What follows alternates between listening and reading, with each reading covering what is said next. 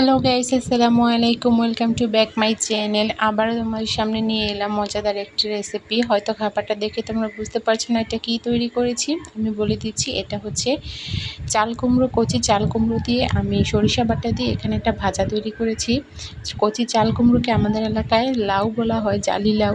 তোমাদের এলাকায় কি বলা হয় কমেন্টে জানাবে। এবার আমি এটা কিভাবে তৈরি করেছি সেটা তোমাদের সাথে শেয়ার করব। দেখে নাও কী কী উপকরণ লাগছে। এখানে আমি একটা কচি চাল কুমড়ো নিয়ে নিয়েছি, মোটামুটি সাইজের, একটু বড়ও না ছোটও না।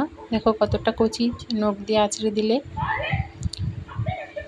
দাগ হয়ে যাচ্ছে। এরকম কচি চাল কুমড়ো নিতে হবে। আর এই চাল কুমড়ো তৈরি করার জন্য প্রয়োজনীয় উপকরণ সরিষা, পেঁয়াজ, রসুন, কিছুটা জিরা আর কাঁচামরিচ, এগুলো একসাথে পাটায় পিষে নেব বা মিক্সিতে ব্লেন্ড করেও নিতে পারো। এবারে আমি এগুলো সব একসাথে ব্লেন্ড করে নেব। তার আগে আমি চাল কুমড়োটা কেটে নিচ্ছি। প্রথমে মাছ বরাবর কেটে এবারে এর উপরটা পরিষ্কার করে নেব। তোমরা পিলারের সাহায্যে করতে পারো, আমি বটিতে করতে কমফোর্টেবল ফিল করি, তাই আমি বটি দিয়ে করছি। এটা দিয়ে তাড়াতাড়ি করা যায়।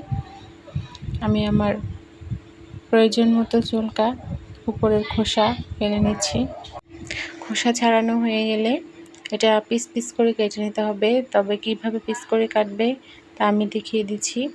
এভাবে করে মোটা মোটা করে পিস করে কাটতে হবে, যাতে করে মাঝখান দিয়ে ফালি করা যায়।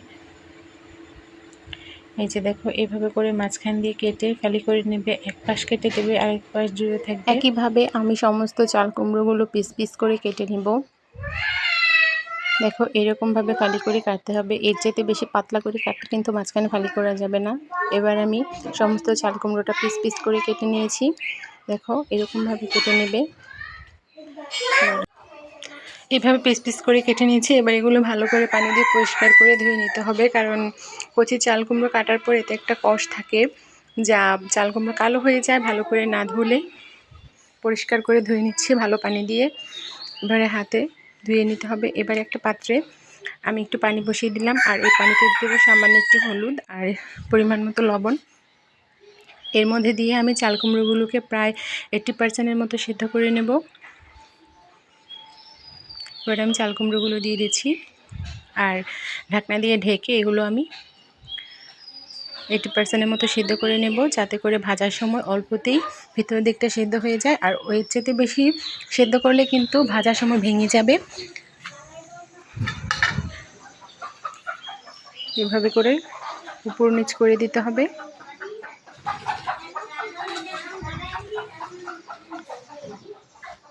পানি কিন্তু ফুটতে শুরু করেছে, আমি আবার ঢাকনা দিয়ে ঢেকে দিচ্ছি। এ পর্যায়ে দেখো, আমার প্রয়োজন মতো কিন্তু সিদ্ধ হয়ে গিয়েছে। এবার আমি একটা চাটনির সাহায্যে এগুলো ছেঁকে ছেঁকে গরম পানি থেকে আলাদা করে নিচ্ছি। অবশ্যই একটু হলুদ দিয়ে সেদ্ধ করবে, তা না হলে কিন্তু কালারটা ভালো হবে না। দেখো কত সুন্দর একটা কালার এসেছে। এবার আমি এটা ঠান্ডা হওয়া পর্যন্ত অপেক্ষা করব। আর সরিষা আর প্রয়োজনীয় উপকরণ যা নিয়েছিলাম এগুলো আমি পাটায় পিষে নেব। পাটায় পিষে খুব ভালো একটা পেস্ট তৈরি করে নিয়েছি। এখানে আমি হলুদের ফাঁকি, মরিচের ফাঁকি, ধনিয়া ফাঁকি, লবণ আর সরিষার তেল নিয়ে নিয়েছি। এগুলো আমি একসাথে ভালো করে মিশিয়ে নেব।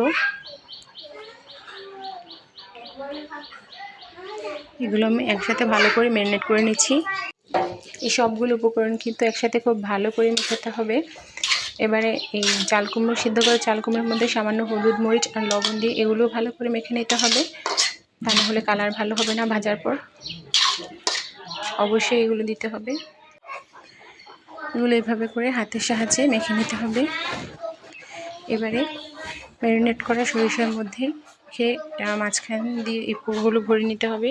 আমি চামচের সাহায্যে করে নিচ্ছি, আপনারা হাতের সাহায্যে করে নিতে পারেন। এবারে হাত দিয়ে হালকা করে চাপ দিয়ে অতিরিক্ত পোরটা ফেলে দিতে হবে।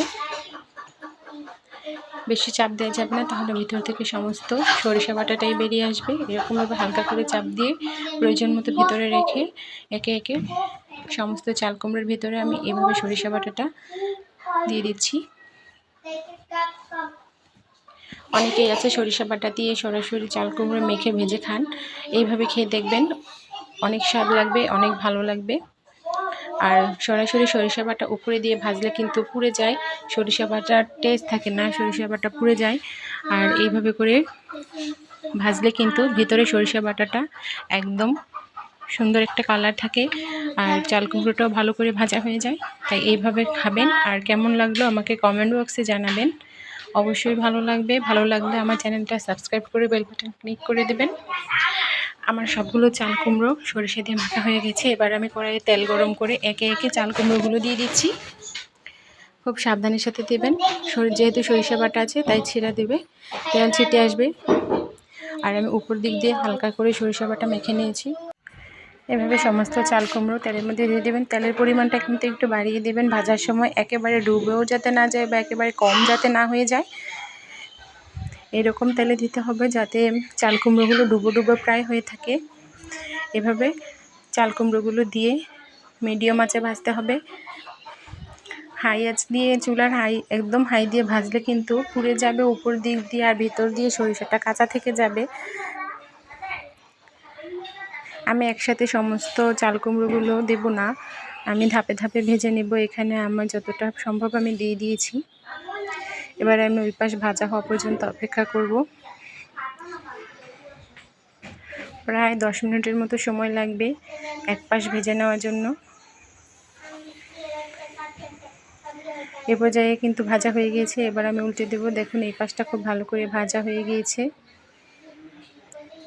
এবার আমি ওই পাশটা ভেজে নেওয়ার জন্য উপর করে দিচ্ছি। খুব সাবধানের সাথে উপর করে দেবেন।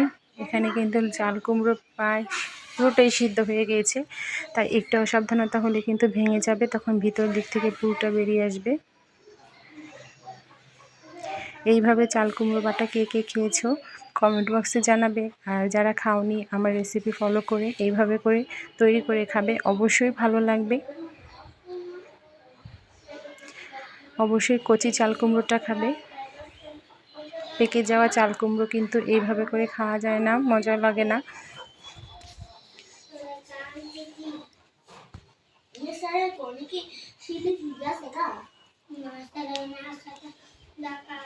গরম গরম ভাতের সাথে এই রেসিপিটা একবার খেলে আবারও খেতে ইচ্ছে করবে। অবশ্যই সাথে যদি একটা ভাজা মরিচ হয়, আমি অবশ্যই ভাজা মরিচ দিয়ে খাবো। এ পর্যায়ে আমার ভাজা হয়ে গিয়েছে। এবার আমি একে একে একটা প্লেটে নামিয়ে নেব। আর ভিডিও আজকের মতো এখানেই শেষ করে দিচ্ছি। দেখো কত সুন্দর একটা কালার হয়ে গিয়েছে আর ভাজাও হয়ে গিয়েছে। ভিডিও আর বেশি বড় করবো না। অবশ্যই অবশ্যই এই রান্নাটা তোমরা খাবে আর আমাকে সাবস্ক্রাইব করে বেল বাটন ক্লিক করে দেবে, যাতে আমার পরবর্তী রান্না তোমরা অতি শীঘ্রই দেখতে পারো।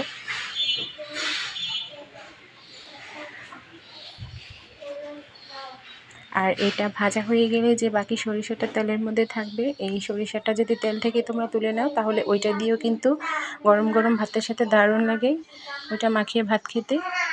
আমি কিন্তু এগুলো সংরক্ষণ করে নিচ্ছি, তেল থেকে উঠিয়ে নিচ্ছি।